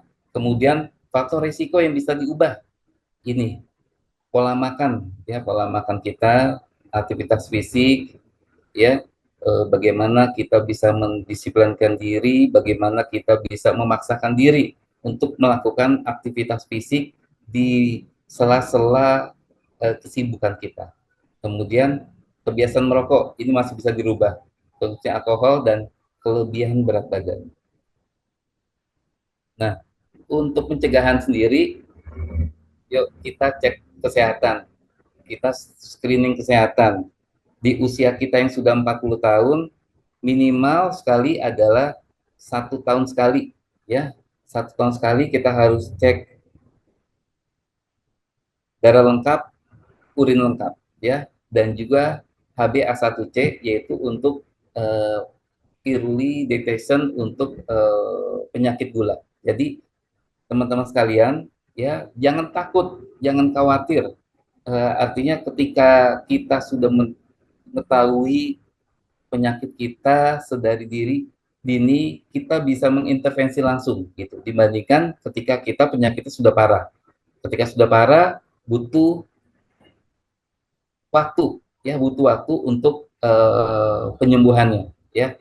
Kemudian, ya, tadi inyakan rokok, ya. Kemudian rajin berolahraga. Silakan teman-teman sekalian disesuaikan dengan olahraga, ya. Bisa sepeda, bisa lari, bisa jalan, kemudian bisa badminton dan lain sebagainya. Artinya olahraga yang tidak membebani, artinya olahraga yang tidak setiap hari, ya, tidak setiap hari,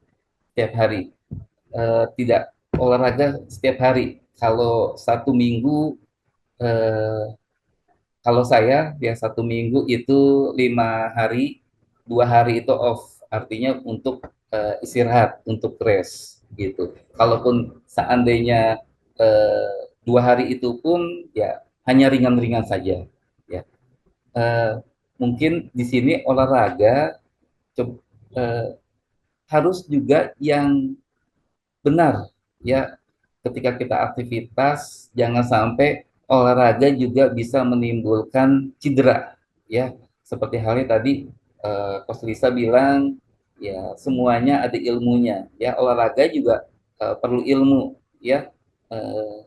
Nge-gym ataupun olahraga otot itu juga ada ilmunya, gitu. Begitu juga lari ataupun naik gunung, trail ataupun badminton, semuanya, basket juga semuanya ada ilmunya. Artinya ketika kita form kita atau teknik kita salah, bukannya sehat yang kita dapat, kita malah cedera ataupun menjadi sakit, ya. Kemudian diet seimbang, ya, bagaimana sudah umur 40-an, ya, metabolisme kita sudah mulai berkurang. Nah, kita harus pintar-pintar juga memilih-milih makanan. Protein harus proporsinya harus lebih banyak, ya. Ketika kita ingin membangun massa otot, maka protein itulah yang harus kita kejar, kita lebih banyak lagi. Istirahat yang cukup, ya. Tadi sudah diketahui, ya, ketika kita tidak mampu istirahat cukup, esok harinya pun kita tidak akan fit, tidak akan fresh, ya. Kemudian kelola stres, ya. Saat ini, ya, stres, ketika kita tidak mengelola stres dengan baik, bukan hanya fisik tapi juga mental, itu juga akan mempengaruhi aktivitas fisik kita dan keproduktifan kita. Ya, sebagai kesimpulan, sehat bugar itu butuh lifestyle, butuh gaya hidup yang baik, yaitu cerdik, kemudian lingkungan, bagaimana lingkungan itu, komunitas kita itu akan juga bisa mempengaruhi. Karena kalau ketika sendiri pun, ya, itu kita tidak akan mampu, ya, kita harus bisa membaur, kita harus bisa mencari guru-guru, mencari orang-orang yang lebih paham daripada kita, ya, terkait dengan ilmunya, ya. Kemudian juga jangan lupa untuk olahraga. Silakan olahraga menyesuaikan, bisa ringan, sedang, berat, ya. Nge-gym juga menjadi salah satu harus kita lakukan juga, karena massa otot kita juga pastinya akan berkurang. Dengan nge-gym massa otot kita tidak akan berkurang. Kuncinya yaitu disiplin dan continuous secara konsisten terus-menerus. Jadi disiplin dan Genius lah kunci kesuksesan kita bisa sehat dan bugar. Barangkali itu yang bisa saya sampaikan. Terima kasih semuanya, semangat sehat bugar, semangat untuk berolahraga. Terima kasih. Wassalamualaikum warahmatullahi wabarakatuh. Waalaikumsalam. Waalaikumsalam, Dokter Waalaikumsalam Adi. warahmatullahi Wow, relate semuanya ya. Waalaikumsalam. Kak Bondan langsung. Oke, Dok. Pertanyaan langsung Pertama, ke Kak Bondan. ini dokter-dokter, Assalamualaikum warahmatullahi wabarakatuh. Salam ketemu juga buat teman-teman 70. Pertama, Dok, saya mau nanya, beberapa dari kita ini suka banget sama extreme sport maupun yang olahraga yang berritme tinggi. Nah, banyak sekali kejadian di lapangan ini teman-teman kita kena serangan jantung. Alhamdulillah, 2 kali saya bertemu langsung dengan teman-teman yang kena serangan jantung, tapi kami bisa menolong. Walaupun prosedurnya atau cara menolongnya dengan menonton banyak film ER.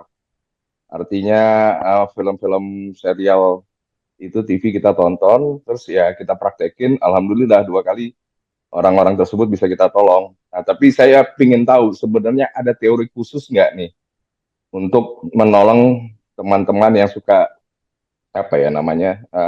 berkegiatan dengan olahraga dengan ritme yang tinggi.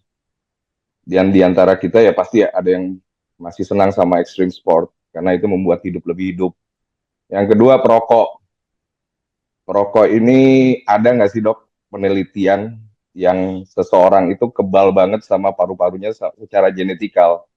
Karena beberapa dari cerita-cerita masa lalu kita ini, kakek-kakek kita ini atau bahkan nenek-nenek kita itu bisa ngerokok sampai usia 80 tahun juga masih sip aja gitu loh tanpa ada gangguan paru-paru. Yang ketiga, Jakarta sebagai pusat polusi yang paling ekstrim, masih ada studi khusus nggak sih Jakarta masih enjoyable atau masih healthy environment untuk kita menghirup udaranya? Kalau buat saya ini penting karena saya merokok, saya udah nggak mau lagi kena udara Jakarta yang ya terlalu polutif lah. Demikian dokter, mudah-mudahan itu bisa menjawab 3 pertanyaan saya itu. Oh ya, terakhir, stem cell sip nggak sih bikin kita lebih mudah? Makasih ya. Assalamualaikum. Salam. Assalamualaikum. Waalaikumsalam. Dokter, dari sisi mana? Pertanyaan pertama tuh lebih kepada IR-nya ya, serangan jantung. Gimana tuh, ada simple step gitu nggak, dokter-dokter ataupun coach ada?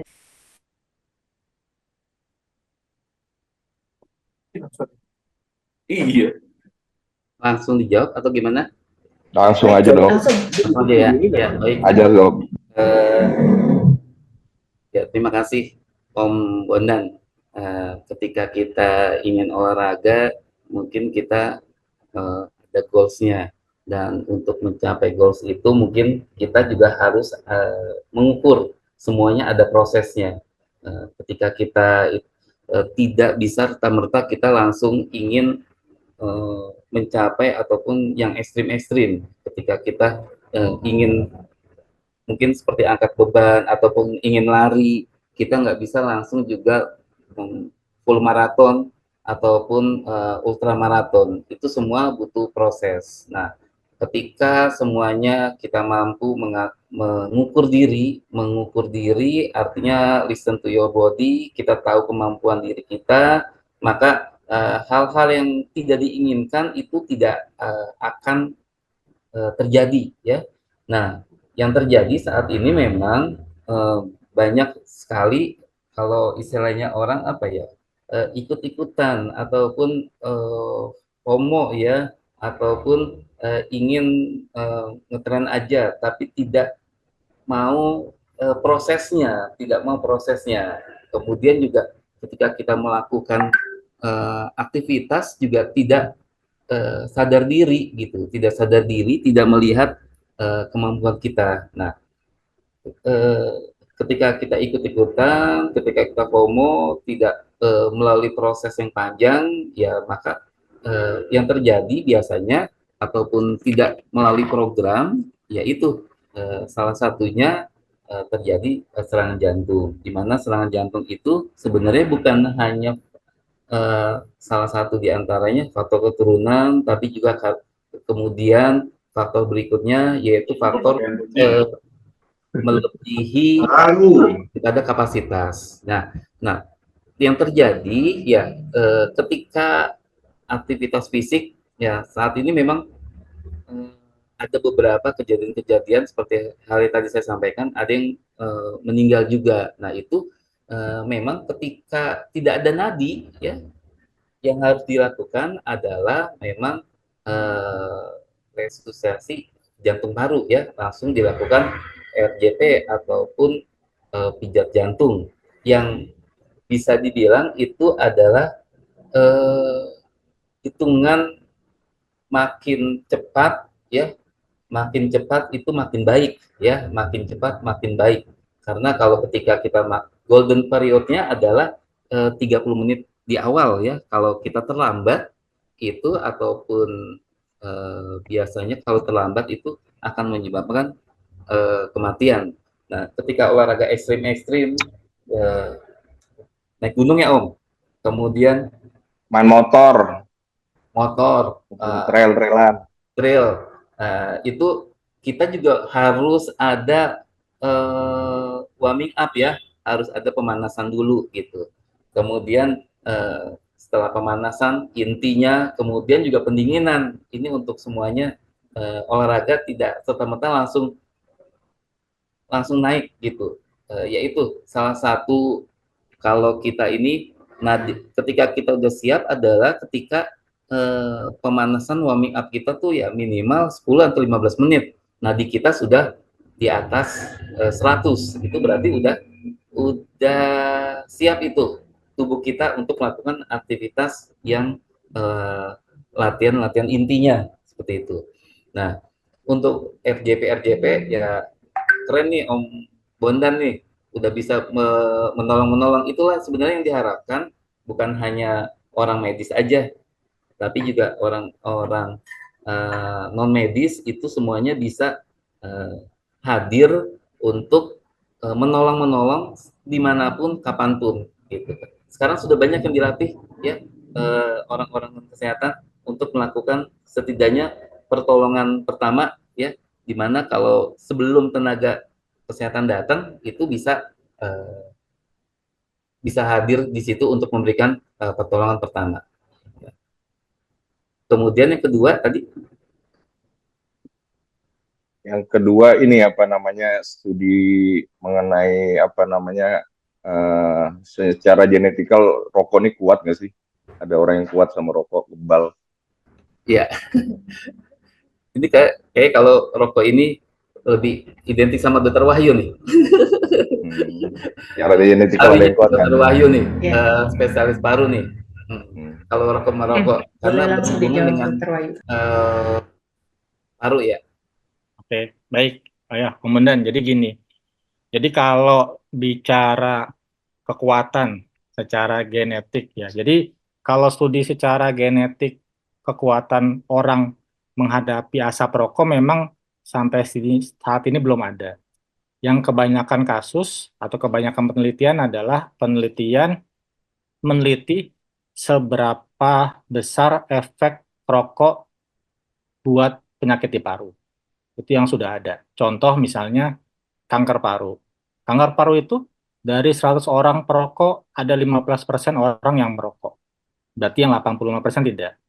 Kemudian PPOK. PPOK itu penyakit paru obstruktif kronik. Ya, ini seperti asma, tapi biasanya asma yang pada pasien-pasien merokok lah katakan gitu. Itu juga kasusnya hanya sekitar di bawah 20%. Contohnya itu, bronkitis. Itu bronkitis untuk kasus penelitiannya banyak. Jadi pasien perokok rata-rata sebagian besar kena bronkitis. Tetapi kalau studi untuk mengetahui ketahanan sel tubuh kita terhadap paru sampai saat ini belum ada untuk studinya. Cuman yang ada tadi studi mengenai efek rokok terhadap gangguan penyakit di paru. Terus tadi berbicara kok orang-orang tua dulu sehat bugar ya, sehat bugar, terus kemudian nggak gampang sakit walaupun merokok. Tapi memang kita lihat gaya hidup orang dulu kan berbeda sama sekarang. Dulu masih makan minum tradisional, kemudian nggak pernah makan junk food ya, fast food, kemudian udara polusinya masih bersih. Nah, itu termasuk salah faktor-faktor yang mendukung kesehatan paru orang juga. Tapi yang tadi saya bilang, kalau kita bicara fungsi paru, memang secara teori umur 21 tahun itu umur yang terbaik fungsi parunya. Tapi semua setelah itu akan turun, semua orang akan turun, apapun yang dilakukan. Cuman, kalau kita terkena pajanan polusi lebih banyak dan lebih sering, fungsi parunya akan turun. Taunya dari mana? Kami di Paru punya alat namanya spirometri. Spirometri ini sekarang sudah dimasukkan tuh ke dalam MCU. Jadi nggak hanya MCU itu kita lakukan foto ronsen saja, tapi dilihat fungsi parunya. Nanti kelihatan fungsi parunya terjadi penurunan atau tidak. Seperti itu. Yang terakhir itu udara Jakarta, Dok. Udara Jakarta bagaimana? Nah, jadi kalau kita bicara udara Jakarta memang kalau untuk kesehatan paru memang sangat amat kurang baik. Oke. Sangat amat kurang baik. Berarti disarankan pindah ke Malang ya, Dok? Iya. Pada pindah dulu. Ke IKN. Oke. Kalau stem cell, Dok, terakhir? Tadi stem cell untuk apa ya? Untuk badan lah. Yang kira-kira secara general stem cell apakah bisa mempengaruhi regenerasi kita supaya tetap eksis di usia 40 tahun ke atas nih. Apa jelita ya? Jelang 50 tahun.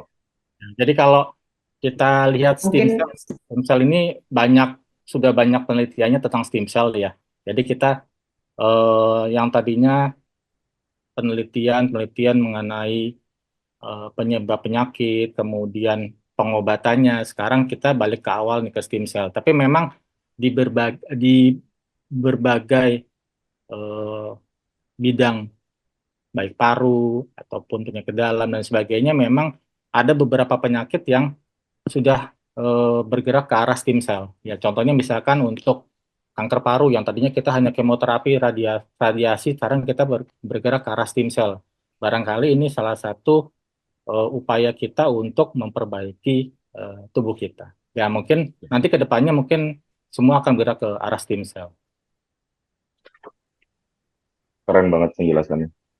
Ya, Dok, kalau memang ada satu sesi yang untuk penolongan pertama terhadap teman-teman yang memaksakan diri terus kena serangan jantung, boleh, Dok, di-share. Itu aja sih masukan. Makasih semuanya. Thank you. Pertanyaannya banyak, bagus. Ya mungkin nanti nextnya kita bisa bikin ya semacam itu ya, pelatihan gitu kali ya. Cara pencegahan serangan-serangan tuh dari dokter-dokter bisa kasih pelatihan buat kita ya. Semoga. Terus ngomong-ngomong, tadi juga ada yang tanya ini buat Dokter Wahyu lagi sih sebenarnya gitu. Jadi ini yang kayaknya paling banyak di dalam chat ya. Jadi kita mulai bacain chat. Kalau mau ada yang tanya langsung boleh ya. Lebih kepada ini ada 2 atau 3 pertanyaan mengenai fenomena vape, Dokter Wahyu gitu. Terus mungkin kalau misalnya kita udah kena asap vape sama rokok, gimana cara memulihkan si paru-paru itu kembali? Apa bisa seperti kita waktu baru lahir gitu ya, kalibrasi menjadi berfungsi 100% lagi gitu. Oke, baik. Terima kasih. Ini pertanyaannya menarik ya. Memang saya udah pikir bakal ke arah rokok sepertinya. Cuman kalau kita bicara rokok ya, sekarang kan yang fenomenal tuh rokok elektrik ya. Rokok elektrik itu sebenarnya kalau secara prinsip itu alat yang mengubah zat-zat kimia nanti menjadi bentuk uap dan kemudian akan dialirkan ke paru. Nah, kalau dari Organisasi Dunia WHO ini mengistilahkan kalau vape itu sebagai electronic nicotine delivery system. Tapi ternyata WHO sendiri sampai saat ini tidak menemukan bukti bahwa vape itu sangat bermanfaat atau ada manfaat di vape. Justru laporan-laporan kasusnya adalah laporan-laporan yang menyebabkan vape itu menyebabkan angka kesakitan dan kematian yang tinggi seperti itu. Ya, jadi kalau bicara vape ini sebenarnya kandungannya ini luar biasa sekali. Dari pertama nikotin. Kadar nikotinnya ada penelitian nikotinnya itu setara dengan satu apa ya istilahnya ya, tabung ya itu. Kalau vape itu setara nikotinnya 30 slov rokok biasa rokok tembakau. Kemudian ada juga zat-zat karsinogen. Zat-zat karsinogen itu maksudnya adalah zat-zat yang di dalamnya bisa menyebabkan terjadinya kanker. Tapi kemudian juga ada partikel-partikel yang berat. Nah, karena zat-zat ini ada di dalam vape, nah otomatis ketika seseorang itu menghirup vape, maka yang paling pertama terserang adalah saluran nafas. Ini yang paling apes. Kita nggak bisa menghindar. Dari mulai bulu hidung kena, lolos, kemudian ke tenggorokan, lolos, kemudian langsung ke saluran nafas atas, lolos, saluran nafas bawah, lolos, masuk ke pembuluh darah, lolos, terus akhirnya kan dalam darah yang berisi dengan berbagai macam zat, akhirnya dialirkan ke jantung ke seluruh tubuh. Akibatnya, maka akan terjadi macam-macam penyakit, tidak hanya di paru, jantung, ginjal, liver, tulang, sebagainya semua akan terkena dampak dari vape. Dan yang paling dikhawatirkan adalah kanker. Nah, jadi kalau rokok itu, walaupun rokok elektrik atau tidak bisa menggantikan rokok. Jadi dulu ada beberapa penelitian di Indonesia itu mencari kenapa sih orang pakai rokok elektrik atau vape. Jawabannya macam-macam. Nomor satu, jawabannya karena modernisasi. Nomor dua, ada yang menganggap bahwa vape itu adalah sebagai pengganti rokok. Yang ketiga, rasanya. Karena kalau rokok tembakau rasanya seperti rokok biasa ya, tapi kalau vape itu beraneka ragam rasanya dan itu tidak seperti merokok. Nah, ternyata buat paru pun itu sangat berbahaya. Ya. Nah, jadi akibatnya kalau kasus-kasus untuk paru ya misalnya paru ada laporan baik perokok aktif maupun orang yang tidak merokok kena dampaknya di Indonesia itu banyak kasusnya. Dulu waktu saya pendidikan di Persahabatan itu juga banyak tuh kasus ibu-ibu rumah tangga belum nggak merokok tapi suaminya merokok, anaknya merokok tapi masuk dengan kanker, masuk ke poliklinik dengan berbagai macam gangguan pernafasan. Itu yang terjadi. Bahkan pernah dulu ada pasien masuk ke IGD sesak nafas itu kita cari gali kok tidak ada penyakitnya, tapi ternyata setelah kita gali ternyata anak ini anak SMA sudah pakai vape bertahun-tahun dan ternyata parunya itu ada cairan, kemudian ada kempes lah katakan namanya pneumotorak. Nah akhirnya pasang selang. Nah akhirnya itu masuk ke jurnal. Memang di jurnal pun juga dikatakan bahwa vape ini nomor satu yang terserang adalah organ saluran nafas. Begitu. Terus kemudian kalau kita bicara efek dari vape ataupun rokok, sebenarnya ketika polusi dari rokok elektrik ataupun rokok konvensional itu masuk ke tubuh kita, maka akan terjadi perubahan sel-sel, jadi bermutasi semua sel tubuh kita menjadi sel-sel yang tidak normal. Nah, yang kita khawatirkan kalau perubahannya itu tidak normal menjadi sel kanker, maka akan berbalik arah. Yang tadinya sel itu mungkin bisa membantu sistem tubuh kita, malah berbalik arah menjadi menggerogoti tubuh kita. Nah, jadi kalau ditanya efek dari vape ataupun rokok, sebenarnya ketika kita merokok, maka sudah ada perubahan di sistem tubuh kita dan tidak bisa balik lagi. Ya, jadi kalau ada orang bilang, misalkan tadi pertanyaan minum bir brand, susu beruang atau susu kambing sebagainya itu hanya untuk meningkatkan daya tahan tubuh. tetapi tidak bisa merubah sel-sel yang rusak akibat rokok. Seperti itu.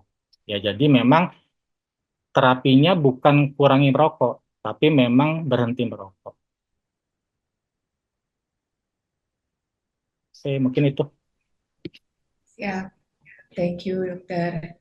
Dari pertanyaan-pertanyaan lainnya di chat, mungkin yang lebih detail lagi, boleh nggak nanti japri-japri aja dokternya. Kalau boleh ya, Dokter Wahyu, Coach Liza, sama Dokter Adi.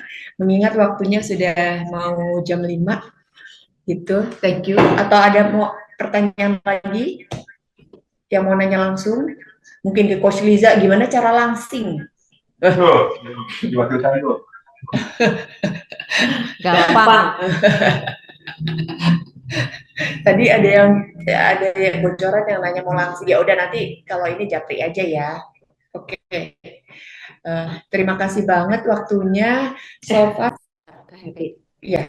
Aku mau laporan ke Dokter Adi. Dokter Adi tadi kan maksimal untuk wanita lingkar pinggangnya 80 ya. Aku 65 Coach Dokter Adi. Udah itu aja. Pamer banget dah. Biarin. Wow, keren. Mantap. Ini yang nanya sama yang ditanya sama-sama pelari nih, gimana? Bukan aku. Meteran saya hilang, Coach. Ya, ntar dikirim. Ajak lari lah rame-rame kapan. Wah. Nah tuh, ini satu lagi pelari lagi nih. Asik. Antar gunung. Ajain lah 96 run. Oke, aku Ya, 2 kilo lari ya. ke Bromo aja, lari ke Bromo. Tuh belakang salah. Jadi ayo ke Bromo, ayo. Ayo. Bungkus. BTS, udah. Bromo, Tengger, Semeru. Udah, ayo. Udah, jadi naik motor dulu ke atas, baru naik motor ke Bromo. Naik motor. Berikutnya webinarnya di Bromo kayaknya. Ayo bungkus, kita siap jadi tuan rumah nih. Oke. Mungkin teman-teman ada ide lagi nggak? Kita mau bikin webinar apa misalnya? Tentang apa? Kalau ide dari gua sih ini apa namanya pertolongan pertama terhadap penyakit-penyakit kayak sakit jantung, karena gua 2 kali dalam 1 tahun itu ngelihat dengan mata kepala teman gua sendiri Boleh. kena serangan jantung. First Dan aid itu ya, kalau first kita ya betul. Enak banget. Kalau kita salah takutnya ada apa-apa. Ngajak lagi di guru. Ya, insya Allah. Cuman kalau first aid kita mesti bersua langsung ya kan, biar lebih intens. Boleh. Bagusnya. Makanya di Bromo. Sendiri Iya. Iso ae kan. Yo. Monggo. Oke. Happy. Baik, terima kasih banyak Dokter Wahyu, Dokter Adi, dan Coach Liza. Ilmu-ilmunya semoga bermanfaat.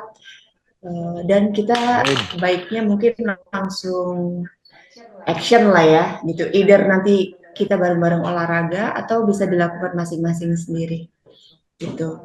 Ubah lifestyle lah intinya. Nah sekarang sebelum pisahan, bubar, kita mau foto lagi, boleh ya? Terakhir, coba kita lihat muka-mukanya yang sudah mendapatkan ilmu. Buka kamera dong.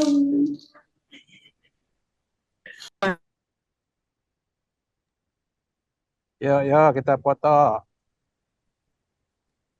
Enak itu di puncak fotonya. Enak di puncak. Iya. Donien, foto lu mana wajahnya? Ya, harusnya lebih cerah daripada tadi dong. Udah dapat pencerahan banyak, oke? Udah belum? Oke, aba-aba kali. Happy. Lu jangan bilang gua. Lu jangan bilang gua. Dikasih apa lagi lah. 3, 2, 1. Karena ada 2 halaman, jadi akan ada 4 kali. Udah dipikir gayanya, halaman pertama 2 kali, halaman kedua 2 kali. Semoga ke capture semua lah ya. Sip. Pakai bahasa Inggris. Hitungan kedua. Siji loro. Nah itu. Yang kedua, udah siap? Ada yang belum buka kartu? Juga ya. Bentar. Yang ada aja. Kawal itu. Aman? Halaman satunya satu lagi. Masih halaman satu. Oke, yang halaman berikutnya. Oke. Oh ya udah. Terima kasih banyak teman-teman. Semoga dengan Terima kasih. Terima kasih. Pamit dulu. Terima kasih, Coach. Terima kasih, Dok. Udah 30 tahun lalu muka kita kayak begitu, sekarang kita kayak begitu. Oke. Jaya. Berdoain lagi ya. Jaya. Amin. Berkah. Happy tutup dengan pantun. Hari Minggu ke Taman Mini bareng-bareng naik sepeda. Thank you 2 jam ini ngariung sehat faedah. Semoga semuanya sehat ya. Amin. Bye. Assalamualaikum. Waalaikumsalam. Oh iya, jangan lupa G-form diisi ya tetap ya teman-teman. Udah. Buat database. Iya. Apa buat buku tahunan katanya? Nah tuh. Maui dulu. Kata siapa tuh yang bilang buku tahunan? Reoni buat Reoni. Bulik enak tuh. Ya udah. Kalian mau lanjut ngobrol lagi boleh. Kalau ada yang mau live boleh, terserah deh.